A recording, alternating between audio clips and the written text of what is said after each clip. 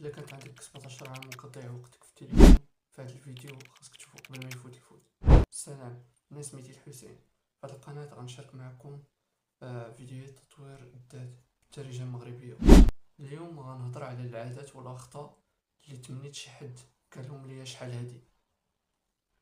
بزاف ديال الشباب اليوم كيقضيو ساعات طويله في التليفون ديالهم، كيضيعوا حياتهم على والو، ما كيتعلموش لا مهارات جديده ولا كيفاش ينظموا حياتهم.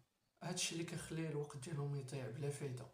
غنعطيكم 4 النصائح باش تحسنوا من الحياه ديالكم، وهي كالتالي. النصيحه الاولى هي نظم وقتك اليومي. حاول كل نهار تحدد شنو خاصك دير فيه، ما تضيعش الوقت. النصيحة الثانية هي تعلم مهارة صغيرة كل يوم. يمكن تعلم أي حاجة مثل اللغة، ديزاين، التصميم.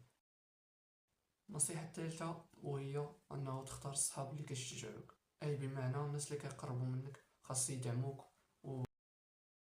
النصيحة الرابعة والأخيرة هي تكتب الأهداف.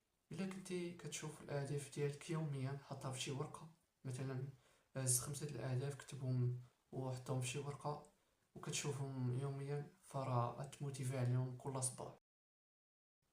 الخلاصة ديال هادشي كله هو ديال هاد النصائح اليوم، فراه من هنا لقدام ان شاء الله من بعد واحد عام ولا عامين فراه تبدل الحياة كليا.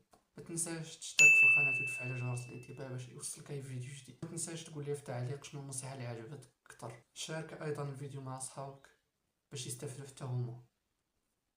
تهلا.